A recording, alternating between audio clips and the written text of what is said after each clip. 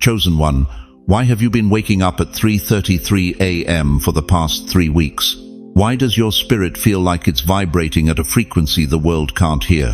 Why do you feel like you're standing on the edge of something so massive it terrifies and exhilarates you at the same time? Chosen one, stop. You didn't find this message, it found you, and it has waited decades for you to hear it. If you're seeing this, you are one of them. The remnant, the marked, the ones heaven has been whispering about in chambers you've never seen. There's something moving in the spirit realm right now, and your name is echoing through dimensions you don't even know exist. Type 999 in the comments if something in you just knows this is your word, because what I'm about to tell you will either ignite the fire that's been smoldering in your chest, or it will confirm what your soul has been screaming in silence. There's a clock ticking not on the wall, but in the spirit. It's not counting down to midnight. It's counting down to the 1st of July. And beloved, that's not just another date on your calendar. That's the moment when everything you've carried in secret becomes undeniably visible. The 1st of July isn't coming, it's arriving. Like a freight train loaded with divine purpose, barreling toward your current reality. And what arrives with it will either reveal you or erase what you delayed too long. Let's breathe together. Because heaven has hit pause on time just to say one thing to you. You are still chosen. The enemy told you that door closed forever. Heaven says it was just locked until now. The world convinced you that your moment passed. But God's calendar doesn't operate on human schedules. Your delay wasn't denial. It was divine preparation for a moment so sacred, so strategic, that angels have been positioning themselves around your life. Before I go deeper, I want to thank every single one of you who has supported this message through super thanks. Your generosity means more than you know. You're not just donating. You're helping spread light to others who feel alone in their calling. Whether you give or not, I'm deeply grateful for your presence here, your support, your time, your attention. It all matters. And if this message resonates with your soul, go ahead. Comment where you're watching from and type, "I'm ready" if you feel this stirring. Because what happens next will separate those who came to be entertained from those who came to be transformed. The veil is about to be torn. Your hiding season is over. And the 1st of July. That's not your deadline, that's your birth date. Are you ready to discover why you felt different your entire life? Why did they leave you standing in that empty hospital hallway when everyone else went home? Why were you the only one kneeling in that church pew while others walked away from faith? Why have you been carrying burdens that would have crushed ordinary people, yet here you are still breathing, still believing, still standing? Because, chosen one, you weren't being punished. You were being prepared.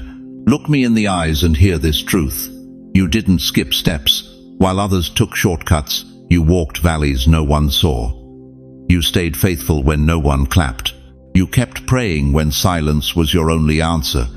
You held on to promises when evidence screamed they were lies. And every single tear, every sleepless night, every moment you whispered, "God, where are you?" It was all preparation for this revealing. The wilderness season you've endured wasn't random. It was surgical, precise, divinely orchestrated. James 1:12 declares, "Blessed is the one who perseveres under trial, because, having stood the test, that person will receive the crown of life that the Lord has promised to those who love him." You've been tested, beloved, and you've stood. The crown isn't coming, it's already yours. But let me take you deeper into the mystery of why your path has been so brutal, so lonely, so impossible to explain to others. You thought the fire was judgment. You begged God to turn down the heat, to ease the pressure, to give you the easier road everyone else seemed to walk. But gold, precious gold, is never made without fire. The very thing you've been fighting is the very thing that's been forging you into something the world has never seen. 1 Peter 1-7 reveals the sacred secret. These trials will show that your faith is genuine. It is being tested as fire tests and purifies gold, though your faith is far more precious than mere gold. You weren't being destroyed, dear one. You were being refined. Every furnace you walked through, every flame that licked your spirit, every moment you felt like you were melting, God was removing the impurities, the fear, the doubt, the need for human approval that would have contaminated your calling. The gold doesn't choose the fire chooses the gold. And you, chosen one, you were chosen for the fire because you carried something worth refining. But here's what breaks my heart and fills me with holy rage at the same time. You've spent years wondering why you were hidden, why your gifts weren't recognized, why doors stayed locked while others walked through openings that should have been yours, why you sat in the shadows while people with half your anointing stood in the spotlight. Listen to me with every fiber of your being. Hidden does not mean forgotten. Hidden means preserved, protected, positioned. Think about David, anointed as king but sent back to the sheep fields. The prophet Samuel poured oil on his head, declared him ruler of Israel, and then back to the pasture for years. While his brothers went to war, while Saul sat on the throne, while the nation needed leadership, David was hidden. But he wasn't wasted, he was being prepared. In those fields, he learned to hear God's voice above the noise. He developed the heart of a shepherd that would later shepherd a nation. He faced lions and bears that taught him how to face giants. Moses spent 40 years hidden in Midian. 40 years, from prince of Egypt to shepherd of sheep. But in that wilderness, God stripped away his Egyptian pride, his reliance on human wisdom, his need to save people in his own strength. When he finally stood before Pharaoh, he carried authority that no palace could give him. And you, beloved, that hospital room where you learned that human healing has limits, God was teaching you about divine miracles. In that quiet church pew where you felt invisible, he was developing your ability to hear his whisper above religious noise. In that long, silent hallway of your life, he was preparing you to walk through doors that will open not because of your credentials, but because of your character. Romans 8:18 promises, "I consider that our present sufferings are not worth comparing with the glory that will be revealed in us." Not to us, beloved, in us. The glory isn't external decoration, it's internal transformation. It's the radiance that comes from surviving fires that should have consumed you. Every rejection was redirection. Every closed door was divine protection. Every delay was strategic positioning. You weren't being held back. You were being held for the right moment, the appointed time, the Kairos hour when heaven intersects earth and everything shifts. But here's the question that separates the chosen from the curious. What will you do with this revealing? Will you step into it with holy confidence, or will you shrink back into familiar shadows? Will you embrace the weight of your assignment, or will you keep playing small to keep others comfortable? Because the 1st of July isn't just marking time on a calendar.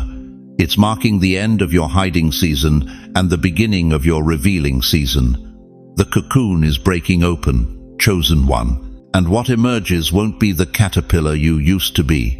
If this sounds like your life, if every word is resonating in places you thought no one could reach, type "I was hidden" in the comments.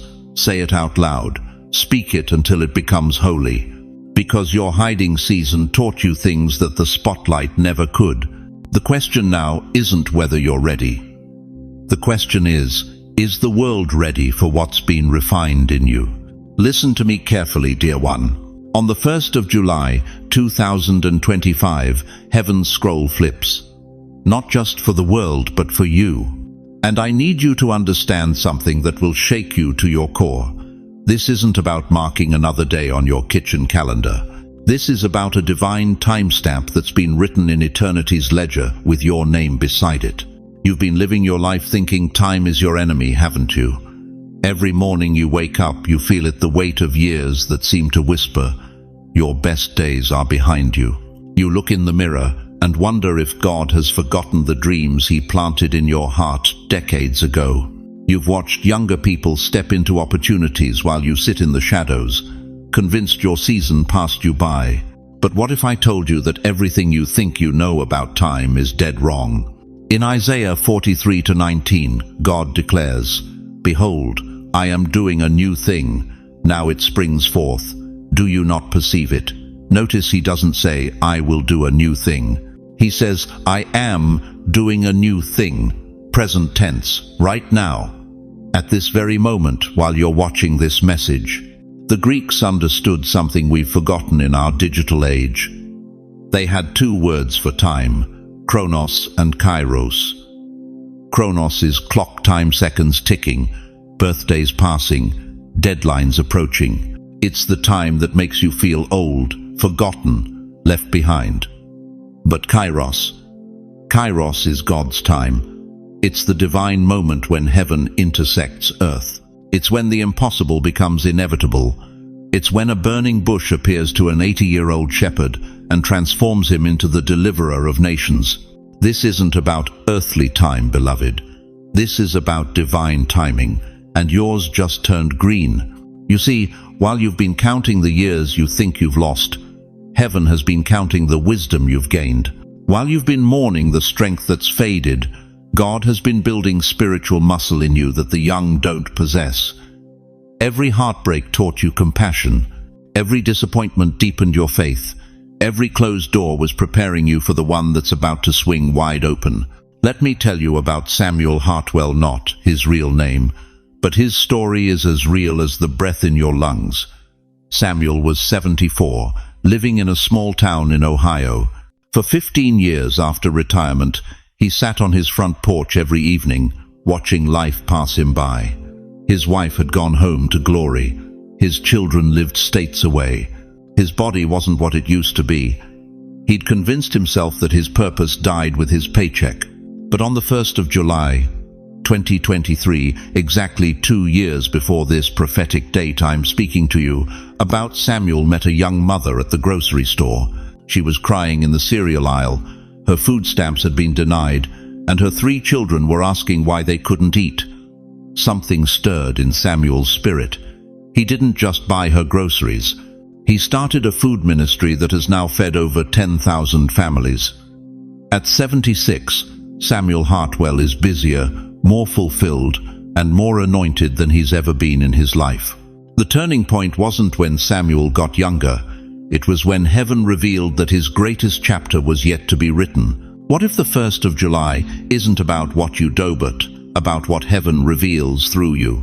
You've been looking at your age like it's an expiration date, but God looks at your age like a vintage wine that's finally ready to pour. The depth of your experience, the richness of your wisdom, the unshakable foundation of your faith. These aren't consolation prizes for getting older. These are the very qualifications heaven has been developing for such a time as this. Moses was 80 when God called him to his greatest work. Abraham was 75 when God promised him nations. Anna the prophetess was 84 when she recognized the Messiah. Sarah laughed at 90 because she thought she was too old for miracles until she held Isaac in her arms. Your scripture isn't finished. Your story isn't over. Your anointing isn't expired. The enemy has been feeding you lies through the culture that worships youth and discards wisdom. He's convinced you that your value decreases with your age. But in God's kingdom, the opposite is true. You are a living library of God's faithfulness. You are a walking testimony of His sustaining power. You carry authority that can only be earned through decades of trusting God through seasons others couldn't survive. The 1st of July is the moment heaven says, enough hiding, enough shrinking, enough believing the lie that your time is past. This is your divine interruption, your sacred awakening, your moment to step into the fullness of everything God has been preparing in the secret place of your heart. I want you to do something right now. Write today's date somewhere on a piece of paper, in your Bible, on your calendar. And next to it, write these words: my scroll is turning. Because that's exactly what's happening. The page is turning from what was to what is about to be. The question that will determine everything is this: will you believe heaven's calendar or the world's clock? Because while the world sees your age, heaven sees your assignment. And your assignment, dear one, is about to begin. Are you ready to discover what heaven has been preparing for this exact moment in your life? Listen, beloved. Some of you are sitting there thinking, how can I be sure this isn't just another false hope? How do I know the 1st of July is real when I've been disappointed before? I'm going to give you 3 irrefutable reasons why this shift is not only real, it's inevitable, and by the time I'm done, you won't just believe it, you'll feel it in your bones. Reason number 1, you survived what others didn't. Look at your life, really look at it. How many times should you have broken but didn't? How many nights did you lay in that hospital bed, machines beeping around you, wondering if this was it? How many mornings did you wake up to an empty bank account, bills piling up like a mountain you couldn't climb? How many times did you stand at that graveside, burying someone you thought you'd grow old with, wondering how you'd take another breath without them? But here's what the enemy didn't count on. You're still here. That heart attack at 68, you survived it. That bankruptcy that wiped out 40 years of savings, you rebuilt. That spouse who walked away after 35 years of marriage, you didn't crumble. That diagnosis the doctors said would end you, you outlived their predictions. Psalm 66:12 declares, "We went through fire and water, but you brought us into a place of abundance." Do you hear that? Fire and water. Not one trial, but multiple floods of affliction. And what does God promise? Not just survival abundance. You didn't survive those valleys to barely make it to the mountaintop. You survived them to reign from it. Every scar on your body is evidence. Every wrinkle on your face tells a story of endurance.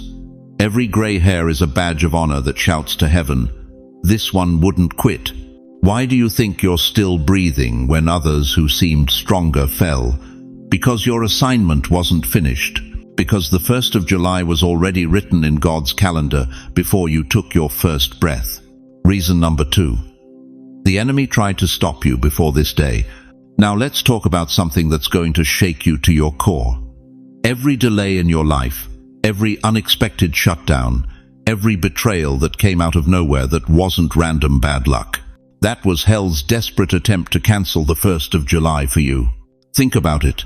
Why did that promotion get yanked away just when you needed it most?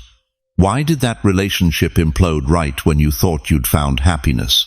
Why did that ministry opportunity dissolve just as you were gaining momentum? Here's the shocking truth. The devil doesn't waste attacks on people who pose no threat. If you were insignificant, hell would ignore you. But you've been under assault because Satan knows something about your future that you're just now discovering. He's seen the scrolls, he knows what's written about the 1st of July, and he's been throwing everything at you to prevent this moment from arriving. Every silent betrayal was a calculated strike. That friend who disappeared when you needed them most, that was spiritual warfare. That family member who turned against you without explanation, that was hell trying to isolate you before your breakthrough. That church that rejected your gifts, that was the enemy attempting to convince you that you heard God wrong. But here's what makes my soul rejoice. Every attack failed, every scheme backfired, every weapon formed against you has been broken on the rock of God's faithfulness. You survived the onslaught because your destiny is bulletproof. The 1st of July isn't coming in spite of the attacks, it's coming because you withstood them. Reason number 3. You feel the wind shifting. Now, I want you to be honest with me. In the last few weeks, have you felt something changing in your spirit? Have you started dreaming again, not just at night, but daring to hope during the day? Do you feel lighter somehow, like invisible chains are falling off your soul? Are you more sensitive to God's voice, more aware of His presence? That's not nostalgia, beloved. That's not wishful thinking. That's divine alignment. Your spirit is like a compass, and it's spinning north. After years of feeling disoriented, confused about your direction, suddenly there's clarity. Suddenly, you know which way to face. That's because your internal navigation system is locking onto the frequency of your destiny. You're sleeping better, aren't you? Even in the midst of uncertainty, there's a peace you can't explain. You're waking up with songs in your heart that you haven't hummed in decades. You're catching yourself smiling for no apparent reason. That's not random, that's the sound of heaven tuning your frequency. Some of you have been having vivid dreams lately. Dreams where you see yourself doing things you never thought possible. Dreams where you're leading, influencing, making a difference. Those aren't just dreams, those are divine downloads. God is showing you previews of what's about to unfold. The wind is shifting, and you can feel it. That restlessness in your spirit isn't anxiety, it's anticipation. Your soul knows something your mind hasn't caught up to yet. You're standing on the shore of your Red Sea moment, and you can hear the waters beginning to part. If you feel something in your spirit is resonating with these words right now, I want you to declare it. Don't just think it, type it in the comments. The wind is shifting in my favor. Speak it out loud. The wind is shifting in my favor. Let your faith give voice to what your spirit already knows.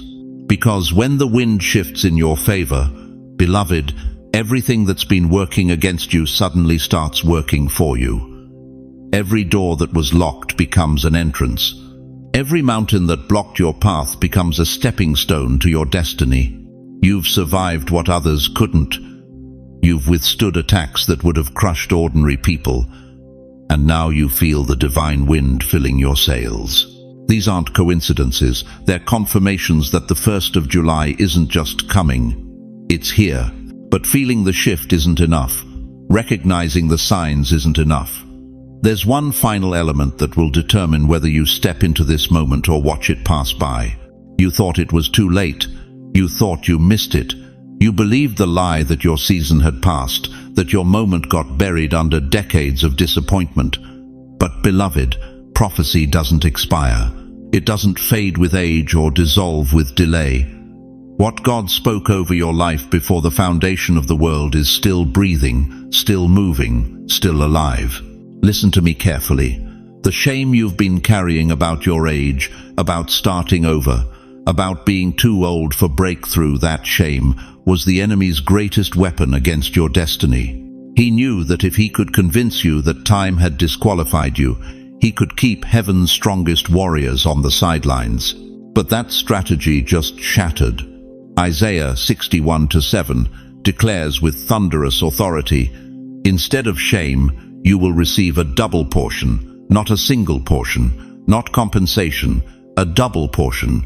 Heaven is about to pay you back with interest for every year you felt forgotten.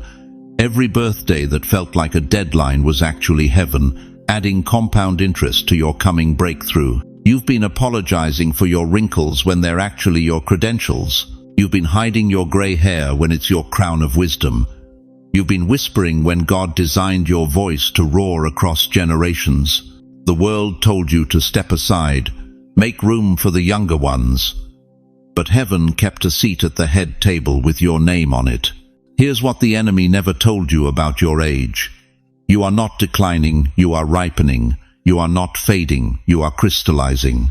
Every year added depth, not decay. Every trial added authority, not weakness. You have something the young lions don't have. Tested faith, battle-proven endurance, wisdom that can only be forged in the furnace of decades. But you've been hiding, haven't you? Stepping back when God called you forward. Dimming your light because someone told you it was someone else's turn. Whispering your dreams instead of declaring them. Playing small in a season when God is calling you to expand. What happens when you stop hiding? When you step out of the shadows and into the fullness of who heaven has always seen you to be. Let me tell you about Margaret. 73 years old, divorced twice, declared bankrupt, sitting in a one-bedroom apartment wondering if life was over. But something stirred in her spirit, a whisper that said, "Your story isn't finished." At 73, she started a non-profit that has now fed over 100,000 families. Her children, who once worried about her future, now call her their hero. Her grandchildren tell their friends, "My grandmother changed the world." Margaret didn't get younger, she got activated. She didn't reverse time, she redeemed it. She didn't start over, she started deeper. With a foundation 60 years in the making, with wisdom earned through heartbreak, with faith tested by fire, when heaven activated Margaret, 3 generations rose with her. The world doesn't need another influencer posting perfect pictures from their perfect life. The world needs a vessel, a mother of legacy, a father of wisdom, someone who's walked through hell and emerged with heaven's fragrance. Someone who knows the difference between surface success and soul success. Someone who can look at pain and call it purpose, who can stare at delay and see divine timing. You are not a mistake shuffling toward irrelevance. You are a messenger carrying a scroll that can only be opened by someone who's lived long enough to understand its weight. You are not too old to start. You are finally old enough to finish what heaven started decades ago. Every closed door wasn't rejection, it was protection. Every delay wasn't punishment, it was preparation. Every heartbreak wasn't destruction, it was construction, building the character you'd need to carry the weight of this moment. God wasn't ignoring your prayers. He was investing them, multiplying them, preparing to answer them with such power that when your breakthrough comes, nobody will question its source. You are not a mistake, you are a messenger. And the 1st of July was heaven's announcement to the earth. They're ready now, ready to carry what the young couldn't hold, ready to speak what experience has taught, ready to lead from a place of proven faithfulness rather than untested potential. Everything that delayed you was a lie. The voices that said you were too old, too late, too far behind lies, the thoughts that whispered your time had passed, your chance was gone, your moment was over lies. Everything you lost was preparation. The job that ended prepared you for the calling that's beginning. The relationship that failed made room for the connections heaven is sending. The dreams that seemed to die were planted as seeds for a harvest beyond your imagination. Everything changes now. Not tomorrow, not next week. Now, this moment, this breath, this heartbeat. You are stepping out of survival mode and into supernatural mode, out of maintenance and into manifestation, out of existing and into excelling, out of aging and into activating. Stand up, right now. Wherever you are, however you're watching this, stand to your feet. Look at yourself in whatever reflection you can find and say it out loud. I am chosen. I am released. I am here. Say it again with authority. I am chosen. I am released. I am here. Because when you declare it, heaven responds. When you step into it, earth adjusts. When you finally embrace what God has always called you, the entire universe shifts to accommodate your assignment. Your waiting season just ended. Your walking season just began. Chosen one. We've walked through 60 minutes of divine revelation together. Your spirit has been stirred, your eyes have been opened, and your heart has been set ablaze. But here's what separates those who experience breakthrough from those who simply experience emotion, action, sacred, intentional, Holy Spirit-led action. Because here's the brutal truth that most spiritual communities won't tell you. Inspiration without activation becomes spiritual masturbation. You feel good for a moment, but nothing changes. You get high on the word, but you stay low in your reality. And beloved, you weren't chosen to live in perpetual potential. You were chosen to walk in manifestation. So right now, as the 1st of July approaches like the dawn of a new creation, I'm going to give you 7 sacred assignments. Not suggestions, not recommendations. Divine assignments that will either launch you into your destiny or expose whether you're truly ready for what you've been praying for. First, pray daily at the exact same time. Stop this hit or miss relationship with heaven. Your breakthrough requires consistency, not convenience. Pick an hour, 5 a.m., 6 a.m., whatever, and meet God there every single day. Why? Because spiritual alignment isn't emotional, it's habitual. The enemy can disrupt your feelings, but he cannot touch your faithfulness. Second, declare your vision aloud each morning. Stop keeping your dreams trapped in your head like scared prisoners. Speak them into the atmosphere. Why do you think God spoke creation into existence? Because words carry creative power. Your voice isn't just sound, it's spiritual architecture. Every morning, before you check your phone, before you drink your coffee, declare what God has shown you. Even if it sounds impossible, especially if it sounds impossible. Third, create what I call a scroll journal. Write down every confirmation, every prophetic word, every divine coincidence that happens from the 1st of July forward. Why? Because the enemy's greatest weapon isn't attack, it's amnesia. He wants you to forget what God has spoken. But when you have it written down, when you can see the pattern of divine intervention in black and white, doubt becomes impossible. Fourth, seek divine partnerships. Stop trying to build God's kingdom alone. The Lone Ranger mentality is not biblical. Even Jesus had 12. Even Paul had Timothy. Ask God to connect you with people who carry the same frequency, the same assignment, the same holy hunger. But be careful, don't settle for anyone who will tolerate your vision. Wait for those who will amplify it. Fifth, stop explaining your light. This is where most chosen ones get derailed. They spend more time defending their calling than walking in it. When God promotes you, when doors start opening, when favor starts flowing, you don't owe anyone an explanation. Your fruit will speak. Your results will testify. Your peace will confound your critics. Let your light shine without apology or commentary. Sixth, write one letter to your future self living in the promise. This isn't positive thinking, this is prophetic declaration. Write to yourself 5 years from now, walking fully in your destiny. Describe your day, your impact, your joy, your overflow. Why? Because when you can see it, you can believe it. And when you can believe it, you can achieve it. Seventh, sow where you're spiritually fed. If this message has fed your soul, if it has reignited hope in your heart, if it has reminded you of who you really are, then honor that. Support the work that's supporting you. Plant seeds in the soil that's producing fruit in your life. Because generosity isn't just giving, it's declaring your expectation of overflow.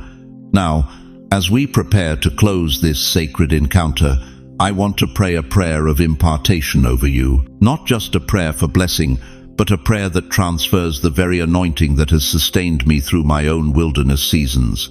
Father, for every chosen one who has stayed with us through this entire message, I pray Romans 8:30 over their lives. Those you called, you also justified, and those you justified, you also glorified. Let the fire that preserved them in their preparation now propel them into their purpose. Let the oil that sustained them in secret now make them shine in public. What was forged in the furnace, let it now rule in the palace. Let their tears become their testimony, their pain become their platform, their mess become their message. I decree that the 1st of July marks not just a new season, but a new creation. Old things are passing away, and behold, all things are becoming new. Let every chain of delay be broken. Let every gate of limitation be opened. Let every wall of opposition come crashing down. They are no longer victims of their circumstances. They are victors in their calling. And now, chosen one, if this word was truly for you, if something in your spirit leaped with recognition, if tears fell without permission, if hope rose from places you thought were dead then, don't keep this to yourself. Share it.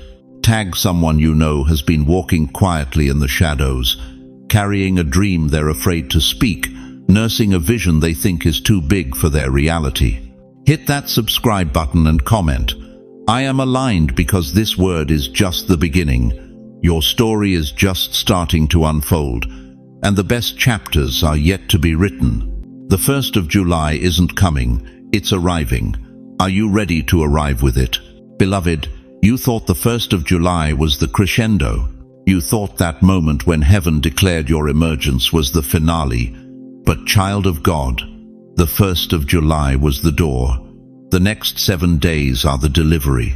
For 30 years, maybe 40, maybe 50 years of your life, you've carried something spiritual, something stirring, something growing in the depths of your soul that you couldn't name, couldn't explain, couldn't birth on your own timeline. But now, contractions are hitting, and what's inside must come out. Do you feel it? That pressure in your chest that wakes you at dawn, that restlessness that makes you pace your kitchen floor at midnight. That's not anxiety, dear one. That's spiritual labor. Heaven is pushing, your destiny is crowning, and just like any birth, this final stage is going to be intense. You've been pregnant with purpose for decades, carrying dreams that felt too big for your current reality, nurturing visions that others couldn't see. And every time someone asked you what you were going to do with your life, you felt that kick in your spirit. Something alive, something powerful, something waiting for its moment to emerge. But here's what nobody tells you about spiritual childbirth. The final 7 days before breakthrough are the most excruciating, the most disorienting, the most tempting to give up. Because your spiritual body is stretching to accommodate what God is about to release through you. If your soul feels pressure this week, if you feel tears for no reason, if you're questioning everything you thought you knew about your timeline, type 7 days below. That's not emotion. That's labor. That's your spirit dilating to birth what heaven has been forming in secret. Listen to me carefully. In the natural realm, when a woman reaches full term, her body doesn't ask permission to begin labor. Contractions don't wait for convenient timing. The baby comes when the baby is ready. And right now, what you've been carrying spiritually is full term. It's ready. It's pressing against the walls of your current reality, demanding to be born. Habakkuk 2-3 declares, "Though the vision tarry, wait for it, it will not delay." The vision has tarried long enough. It has developed in the darkness of your waiting. It has grown strong in the silence of your secret prayers. And now, like a child who has spent 9 months in the womb, it cannot stay hidden any longer. Romans 8:22 tells us, "We groan inwardly as in the pains of childbirth." That groaning you feel, that deep wordless cry rising from your spirit, that's not desperation. That's anticipation. That's creation itself recognizing that something new is about to be born through you. But I need you to understand something crucial. These next 7 days will test every ounce of faith you've built. Because just like natural labor, spiritual labor comes in waves. One moment you'll feel the rush of certainty, the next you'll be gripped by doubt. 1 hour you'll sense breakthrough on the horizon, the next you'll wonder if you imagined it all. Don't you dare give up now. Don't you dare believe the lie that you're too old for new beginnings. Don't you dare listen to the voice that says your season has passed. Sarah was 90 when she gave birth to Isaac. Moses was 80 when God called him to lead Israel out of Egypt. Grandma Moses didn't start painting until she was 78 and became one of America's most beloved artists. Your age is not your expiration date. It's your qualification. Every year you've lived, every tear you've cried, every disappointment you've survived has been preparing your spirit for this delivery. You're not too late. You're perfectly timed. These 7 days will bring what I call divine pressure. Pressure to quit. Pressure to settle. Pressure to believe that what you're feeling is foolishness rather than faith. But pressure is what transforms coal into diamonds. Pressure is what pushes the baby through the birth canal. And pressure is what will push your purpose into the world. You're going to want to run back to familiar territory. You're going to want to retreat to what feels safe. But safety is not where miracles are born. Miracles are born in the pushing, in the breathing through the pain, in the refusing to give up when everything in you wants to quit. Some of you watching this have been in spiritual labor for weeks, feeling contractions of change that you couldn't understand, dreams becoming more vivid, opportunities appearing out of nowhere, old relationships naturally ending, new doors mysteriously opening. That's not coincidence. That's delivery preparation. Your spiritual midwife is the Holy Spirit himself, and he's been positioning you, coaching you, preparing you for this moment when heaven and earth collaborate to birth what's been growing inside you. Trust the process. Trust the pressure. Trust that what feels like chaos is actually divine orchestration. The enemy knows what's about to be born through you will change everything. That's why he's throwing everything he has at these final 7 days. Financial pressure, relationship tension, health concerns, spiritual warfare. But what the enemy means for harm, God will use for fuel. Every attack is confirmation that your delivery date is locked in heaven's calendar. Are you ready to push when the Holy Spirit says push? Are you ready to breathe through the intensity? Are you ready to believe that what's been growing in secret is about to astonish the world? Because ready or not, these next 7 days will mark the difference between those who carry dreams and those who birth destinies. Listen to me carefully, chosen one. Some of you have been messaging me, confused, frustrated, even angry. Pastor, you said the 1st of July was my breakthrough, but everything got worse. The attacks intensified. The opposition multiplied. My family turned against me. My finances got tighter. My health took a hit. And you know what I told them? I said, "Congratulations. You just proved you crossed the threshold." The enemy doesn't fight endings. He fights beginnings.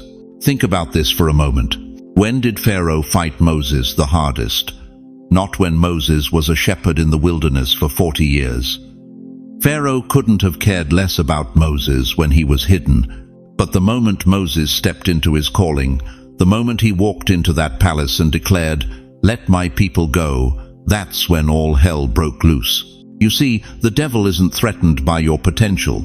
He's terrified of your activation. Some of you felt more attacked since the 1st of July. That's not a mistake, that's proof you crossed the threshold. When a key turns in a lock, you don't hear silence. You hear the mechanism grinding. You hear the tumblers falling into place. You hear resistance fighting against the turn.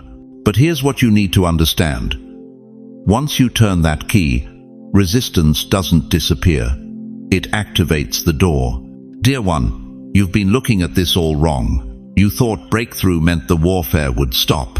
But breakthrough means the warfare changes. You're no longer fighting for position, you're fighting from position.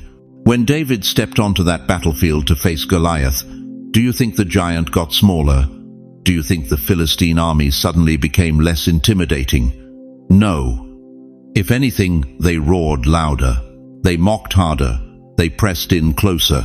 But David wasn't the same shepherd boy who had been tending sheep in anonymity.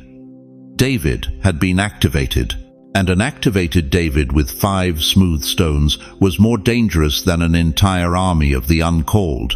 You want to know why the attack intensified?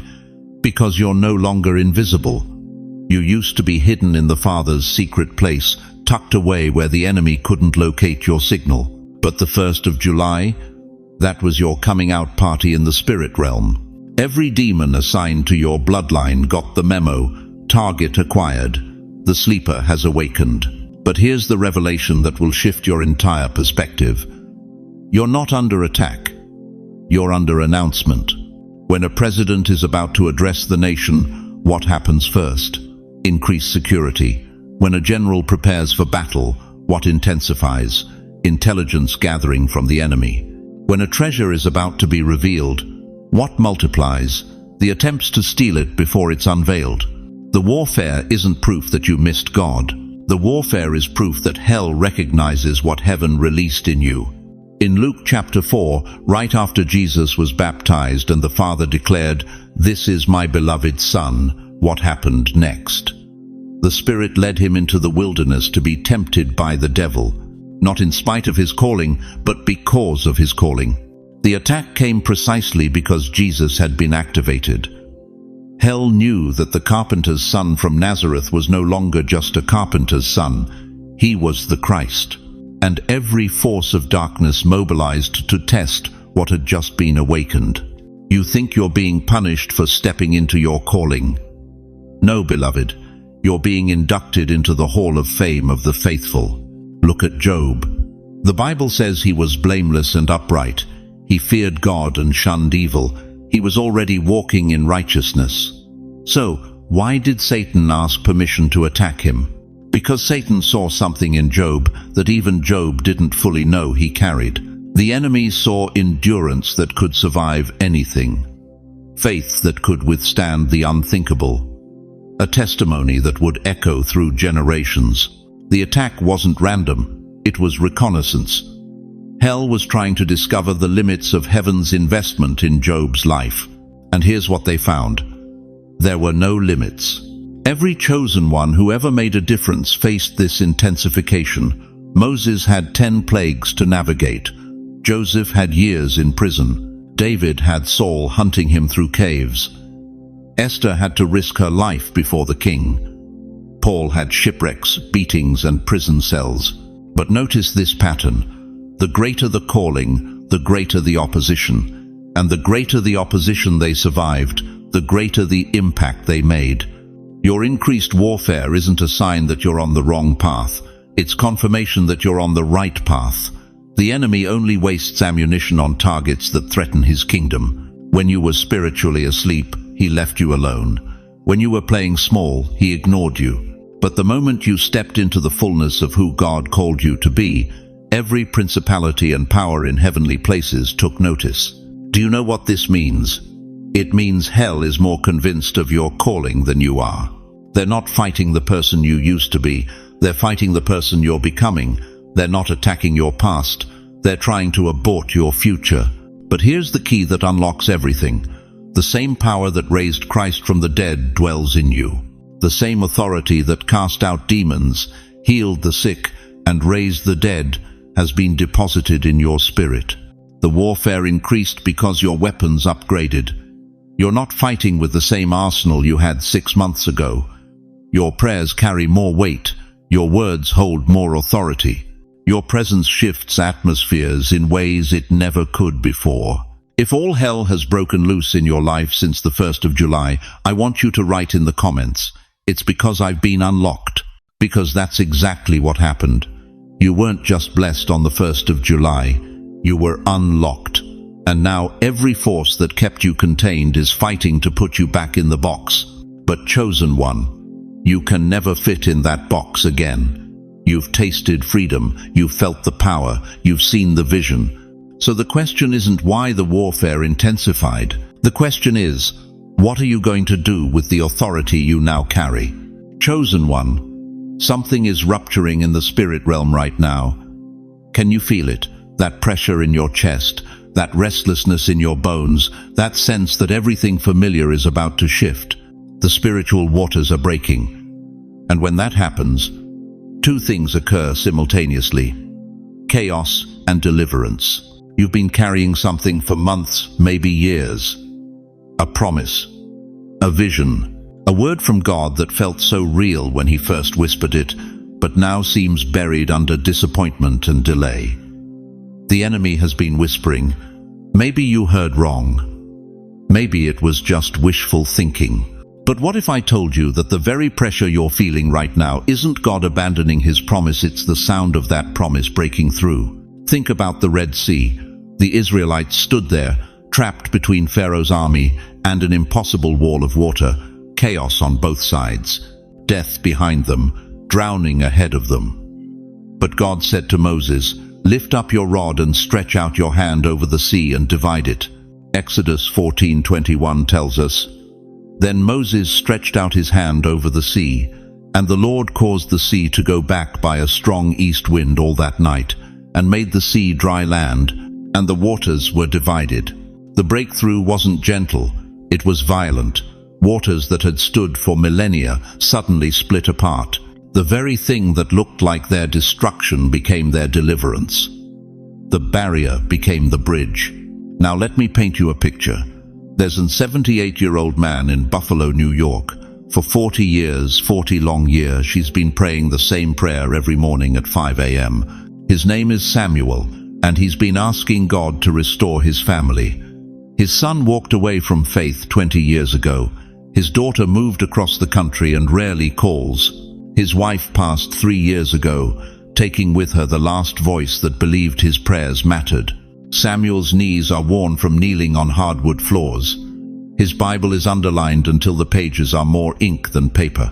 His neighbors think he's lost his mind, talking to a God who apparently doesn't answer. But last Tuesday morning, as Samuel knelt in that familiar spot, something shifted. The air in the room became thick, electric, and for the first time in 4 decades, he didn't just pray, he heard. Samuel, this is the week it happens. Not next year, not when circumstances improve. This week. That elderly saint in Buffalo represents millions of you watching right now. You've been faithful when faithfulness felt foolish. You've been believing when belief felt like emotional suicide. And right now, right this very moment, the waters of delay are about to part. But here's what you need to understand about spiritual labor pains. They intensify right before the birth. If you've been feeling like everything is falling apart lately, if the pressure has been unbearable, if you've questioned whether you can hold on one more day, let me tell you something that will revolutionize your perspective. Maybe the pain you feel right now isn't punishment. It's the sound of something ancient about to be born. When a woman goes into labor, the contractions don't get easier, they get stronger. The pain doesn't decrease, it accelerates. Why? Because something that has been hidden is demanding to be revealed. Something that has been forming in secret is ready to break through into the light. Your breakthrough isn't gentle because breakthrough never is. It's violent, sudden, earth-shaking. It tears through limitations that seemed permanent. It shatters ceilings you thought were made of concrete. It rips apart the fabric of impossible and replaces it with, here it is. Think about your life right now. What has been impossible for too long? What door has remained locked despite years of knocking? What dream has been buried under so much disappointment that you stopped mentioning it in your prayers? That's exactly where the waters are about to break. But you have to understand something crucial. When the waters break, you don't have time to debate whether you're ready. When Moses stretched out his hand, he didn't get to test the path first. He had to step onto dry ground while the walls of water still towered above him. Faith doesn't wait for perfect conditions. Faith moves when God says move. The Israelites could have stood at the edge, analyzing the situation. What if the walls collapse? What if we're halfway across and the water returns? What if this isn't really God? But they walked, one foot in front of the other, between walls of water that defied every law of physics, because sometimes obedience is more powerful than understanding. Samuel in Buffalo got that call on Tuesday. By Friday, his phone rang, his son's voice broken with tears. Dad, I need to come home. I need what you have. His daughter called Saturday. Something's happening in my heart. I can't explain it, but I need to talk. The same God who parted ancient seas parted 40 years of family separation in 48 hours. You want to know why this is happening now? Because heaven keeps perfect timing. Your delay wasn't denial, it was development. Every year you waited, every tear you shed, every night you questioned if God heard you, was preparing you to handle the magnitude of what He's about to release. But the waters are breaking, whether you're ready or not. The question isn't whether God will move, He's already moving. The question is whether you'll step into the miracle or stand paralyzed by its magnitude. Say out loud right now, the waters are breaking. Type it in the comments. Declare it over your finances, your health, your family, your calling. Because what breaks now doesn't just deliver you, delivers everyone connected to your testimony. And as those waters part, as you step onto ground that was impossible yesterday, remember this: the same God who made a way through the Red Sea has been preparing your Red Sea moment. Can you hear it? The sound of breakthrough thundering toward your life. Some of you feel numb because of what didn't happen in the past. And now that it's finally here, you don't know how to believe anymore. Let me speak to the wound that's been bleeding in silence for decades. You buried dreams in '98 when that business failed and everyone said you were too old to start over. You buried hope in '07 when the diagnosis came and the doctors spoke death over your body. You buried your calling in 2020 when the world shut down and everything you'd built crumbled in 72 hours. But child, dreams don't die. They hibernate in the holy timeline. You weren't just disappointed. You were devastated in silence. While others moved on, you stayed up nights wondering if God had forgotten your address. While friends celebrated their victories, you smiled through gritted teeth, carrying a pain so deep you couldn't even name it. The worst part wasn't the closed doors. It was the whisper that maybe you'd heard God wrong. Maybe you weren't chosen after all. Listen to me carefully. That whisper was never from heaven. In Psalm 27:13, David declared, "I remain confident of this. I will see the goodness of the Lord in the land of the living." David wrote those words while running for his life, hiding in caves, watching his enemies prosper while he barely survived. Yet he said, "I remain confident." Not "I hope" or "maybe." He said, "I remain." That means his confidence survived every assault. Your confidence is about to be resurrected. But first, let's name what really happened to you. You didn't just face setbacks. You experienced spiritual assassination attempts. The enemy saw what God planted in you before you were born, and he's been systematically trying to kill it through disappointment, delay, and doubt. Every no you received, every door that slammed, every dream that seemed to die, those weren't random events. They were targeted strikes against your destiny. Why would the enemy work so hard to stop you if you weren't carrying something dangerous to his kingdom? In Jeremiah 1-5, God told the young prophet, "Before I formed you in the womb, I knew you. Before you were born, I set you apart." That setting apart wasn't just honor, it was warfare. The moment heaven marked you as chosen, hell marked you as a target. Your struggles weren't evidence of abandonment, they were evidence of importance. But here's what the enemy didn't calculate. Every blow that should have killed your vision only drove its roots deeper. Every winter season that should have destroyed your faith only prepared it for an unprecedented spring. You're not damaged goods, beloved.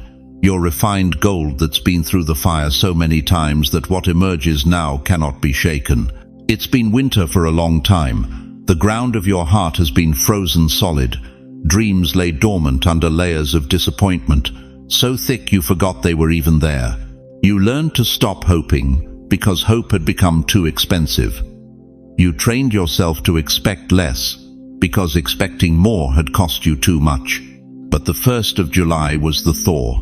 And now, everything frozen is moving. Can you feel it? That stirring in your chest that you've been afraid to acknowledge? That's not false hope trying to trick you again. That's resurrection power moving through the graveyard of your buried dreams. What you thought was dead has only been sleeping, waiting for the appointed season to break through the soil. In Ezekiel 37, God showed the prophet a valley full of dry bones and asked, "Can these bones live?" Ezekiel answered honestly, "Only you know, Lord." Then God spoke to those bones, and they rattled, connected, and stood up as a mighty army. Your dry seasons, your dead dreams, your broken promises, God is speaking to them right now. Do you hear the rattling? This is why your past disappointments feel so heavy as we approach the 1st of July. It's not because you're being punished, it's because resurrection is never quiet. When Lazarus came out of that tomb, it shook everyone present. When Jesus rose from the dead, it caused an earthquake. Your dreams are about to resurrect, and the tremors are already beginning. But here's the part that will test your courage. When dreams resurrect, they don't come back the same size they were when they died.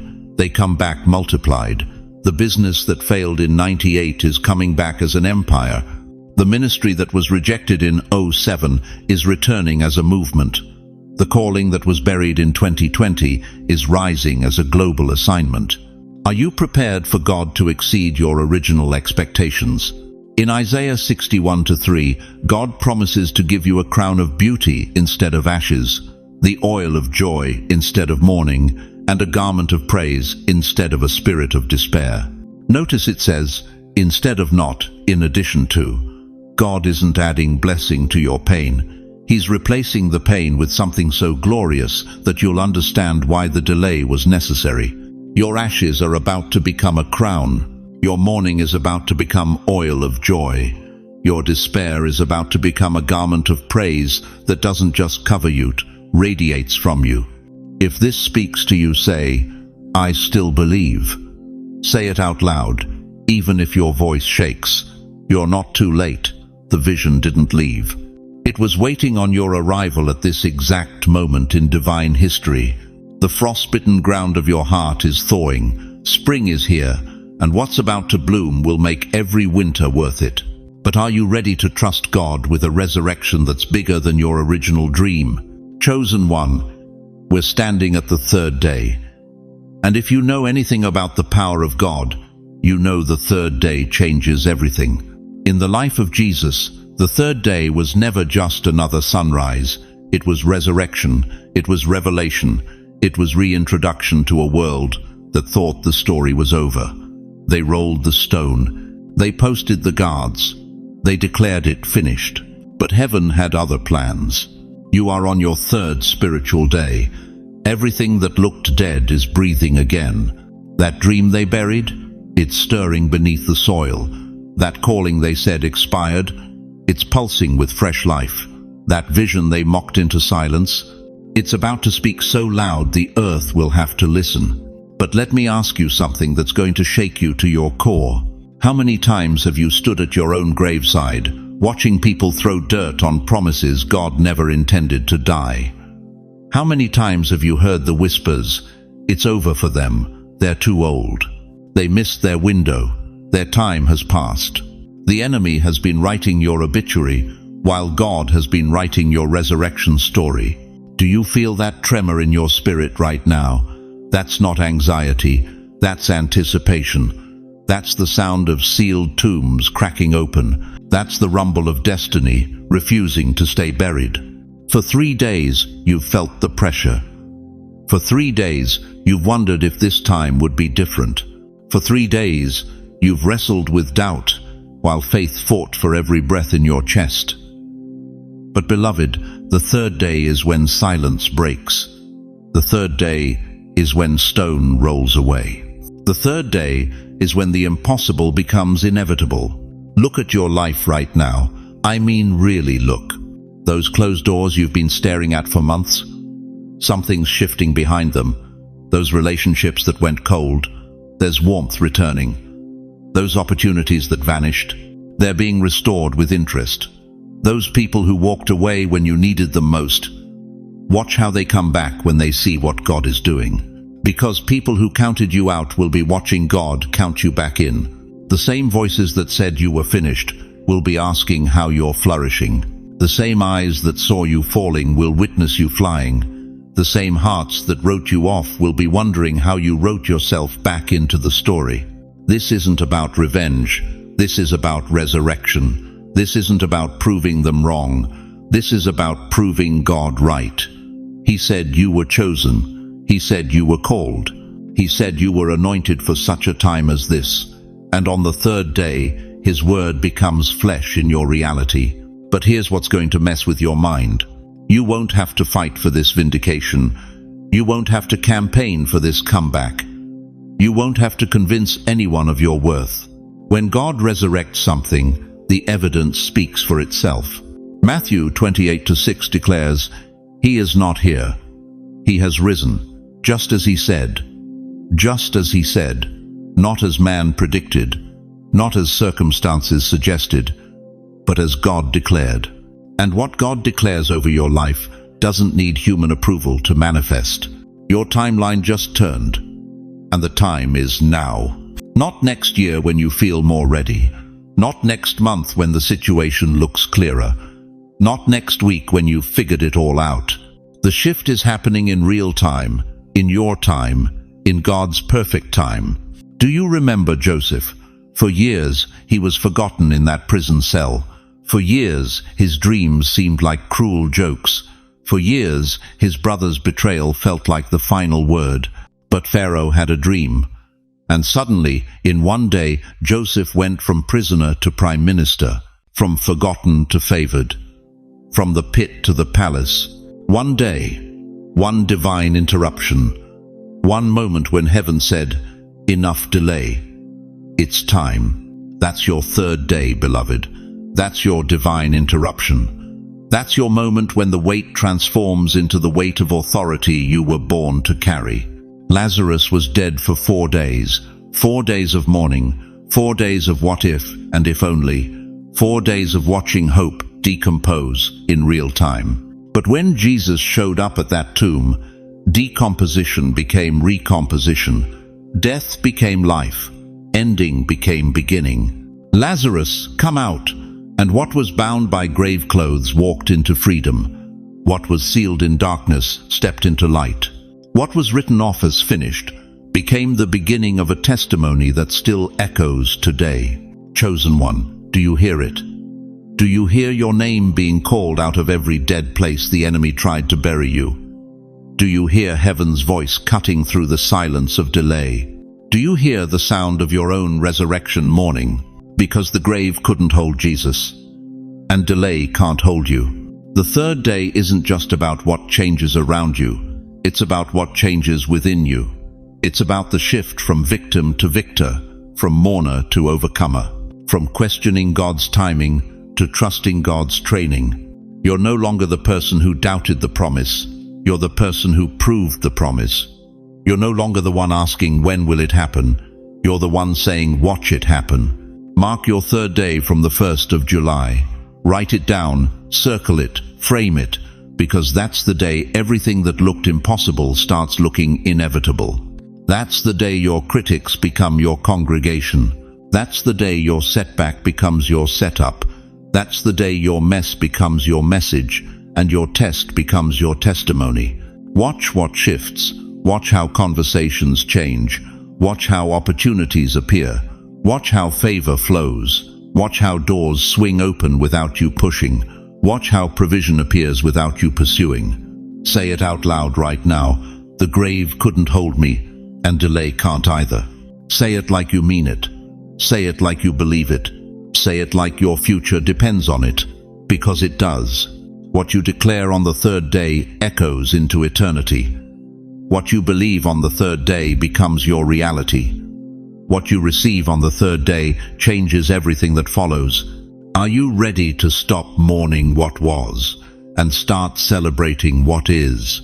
You've been hiding in a cave, haven't you? Not a literal cave, but something far more suffocating. The cave of, I'm too old for this. The cave of, my time has passed. The cave of, God must have forgotten about me. But listen to me carefully, chosen one. You've been like Elijah, exhausted, defeated, convinced your assignment was over. Remember him?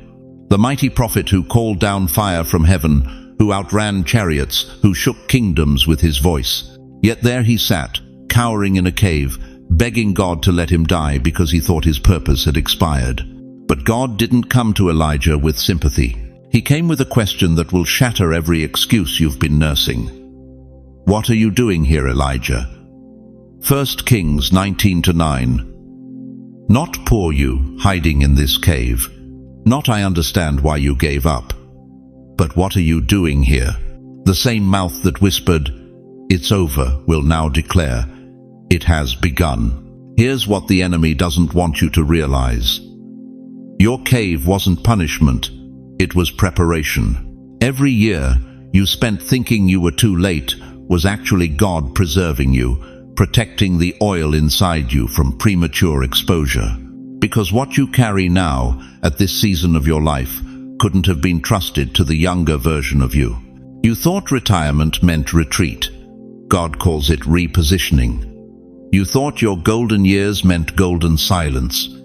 Heaven calls it your golden voice. The wisdom you've accumulated, the pain you've processed, the faith you've refined through decades of fire, that's not the end of your story. That's the prologue to your greatest chapter. Do you realize what's been happening while you've been in that cave? A generation has been drowning in confusion, and they don't need another motivational speaker. They need an elder with authority. They don't need trendy catchphrases. They need the weight of tested truth. They need you. But here's the shocking reality most of you won't admit. You've become comfortable in that cave. You've decorated it with excuses about your age, your health, your circumstances. You've convinced yourself that stepping out would be presumptuous, that God couldn't possibly use someone with grey hair and reading glasses. That's not humility, that's rebellion. Because when God calls you out of the cave and you stay put, you're not being modest, you're being disobedient. When heaven says, "Arise," and you say, "I'm too tired," you're not being realistic, you're being faithless. Listen to what God told Elijah next. Go back the way you came.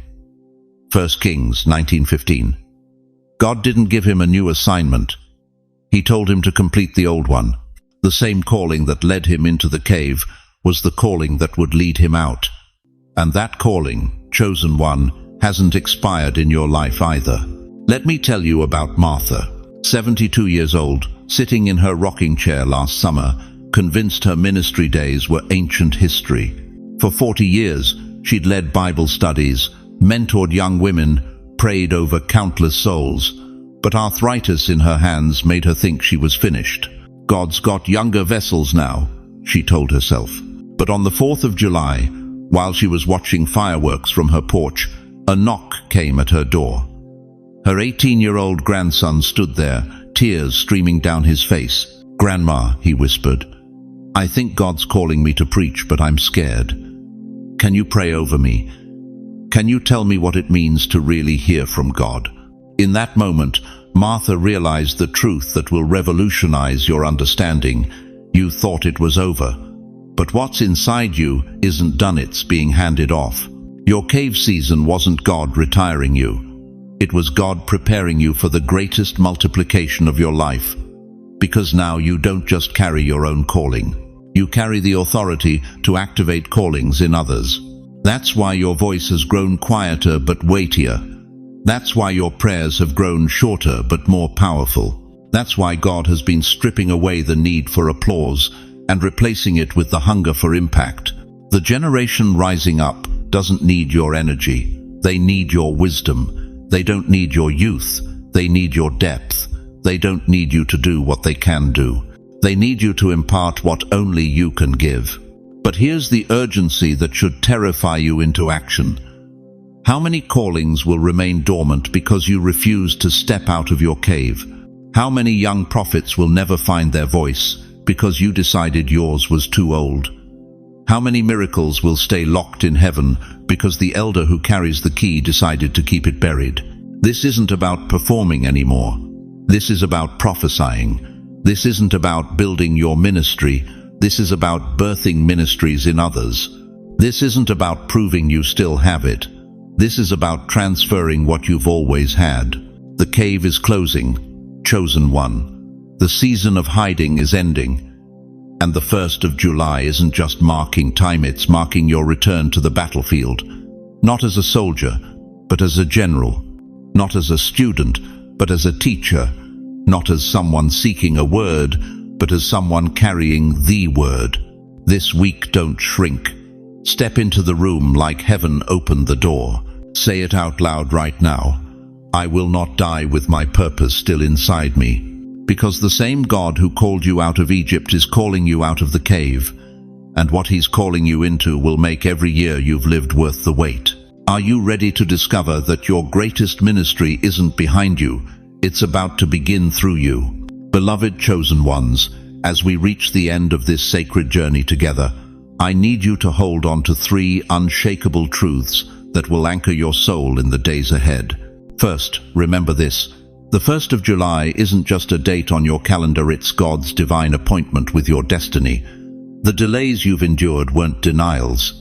They were divine preparations for a moment so sacred that heaven itself has been orchestrating every detail of your life to bring you to this threshold.